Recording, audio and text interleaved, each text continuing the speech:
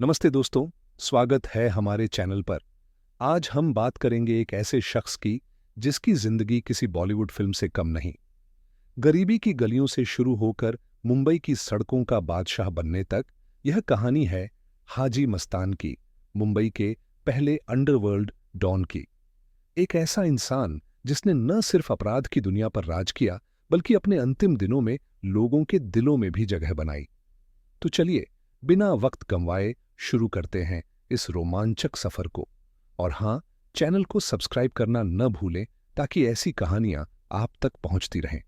हाजी मस्तान का असली नाम था मस्तान हैदर मिर्जा। उनका जन्म हुआ 1 मार्च 1926 को तमिलनाडु के कुड्डालोर जिले के एक छोटे से गांव पनईकुलम में। उनका परिवार इतना गरीब था कि 2 वक्त की रोटी भी मुश्किल से जुट पाती थी।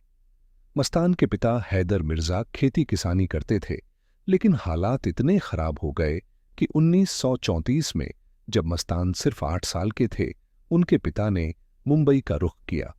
सपना था एक बेहतर जिंदगी का।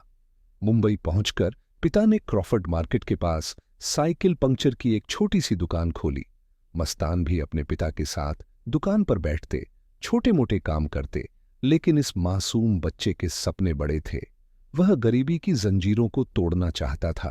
उसकी आंखों में चमक थी और दिल में एक जुनून कि वह एक दिन इस शहर को अपना बनाएगा। 1944 में 18 साल की उम्र में मस्तान ने मुंबई के बॉम्बे डॉक पर कुल्ली की नौकरी शुरू की। उस वक्त मुंबई का पोर्ट विदेशी सामानों का गढ़ था। वहां हज यात्रियों का सामान ढोते हुए मस्तान ने एक बात नोट की। इन यात्रियों की तलाशी नहीं होती थी, यह उनके लिए एक सुनहरा मौका था। तभी उनकी मुलाकात हुई एक अरब शेख मोहम्मद अल गालिब से। इस शेख ने मस्तान को तस्करी का पहला पाठ पढ़ाया। शुरुआत हुई छोटी मोटी चीजों से, घड़ियां, ट्रांजिस्टर, कपड़े, लेकिन मस्तान का दिमाग तेज था। जल्द ही उन्होंने सोने की तस्करी में कदम रखा।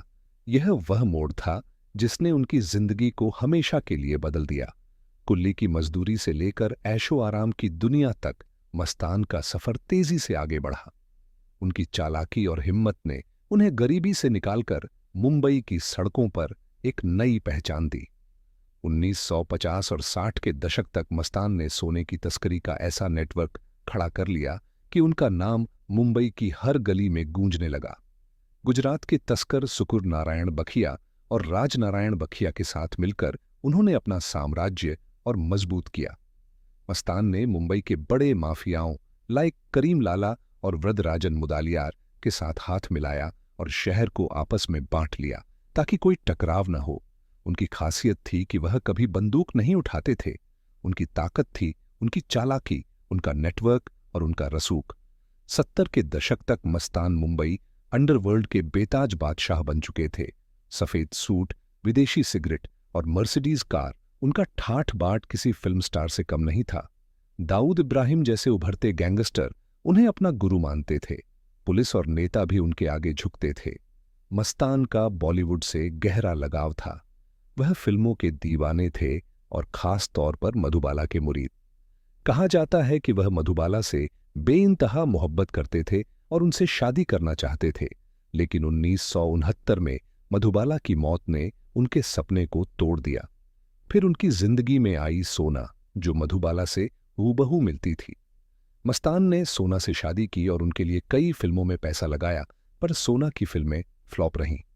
मस्तान की दोस्ती दिलीप कुमार, राज कपूर और संजीव कुमार जैसे सितारों से थी। एक वक्त ऐसा था जब बॉलीवुड में उनकी चलती थी। कौन हीरो बनेगा, कौन हीरोइन होगी, यह फैसला भी मस्तान के हाथ में था। उनकी जिंदगी सचमुच किसी फिल्मी कहानी से कम नहीं थी।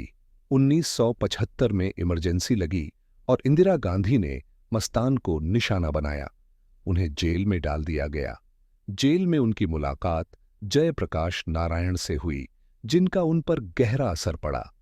18 महीने बाद जब वह बाहर आए तो अपराध की दुनिया को अलविदा कहने का फैसला कर चुके थे। 1980 में मस्तान ने दलित मुस्लिम सुरक्षा महासंघ नाम की पार्टी बनाई। बॉलीवुड सितारों ने उनके लिए प्रचार किया, लेकिन पार्टी को कामयाबी नहीं मिली। फिर भी मस्तान ने गरीबों की मदद जारी रखी। वह अपने गोद लिए बेटे सुंदर शेख और परिवार के साथ सादगी से रहने लगे।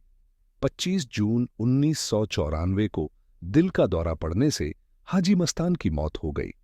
उनके जनाजे में भारी भीड़ उमड़ी और मुंबई उनके सम्मान में थम गई।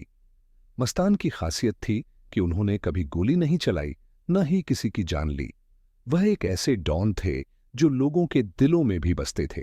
उनकी कहानी फिल्मों जैसे दीवार और once upon a time in Mumbai में प्रेरणा बनकर सामने आई। तो दोस्तों, यह थी हाजी मस्तान की अनोखी कहानी, गरीबी से शिखर तक का सफर, अपराध से सुधार तक की राह। आपको उनकी जिंदगी का कौन सा हिस्सा सबसे रोमांचक लगा? नीचे कमेंट में जरूर बताएं। अगर आपको यह वीडियो पसंद आया तो लाइक करें, शेयर करें और चैनल को सब्सक्राइब करें।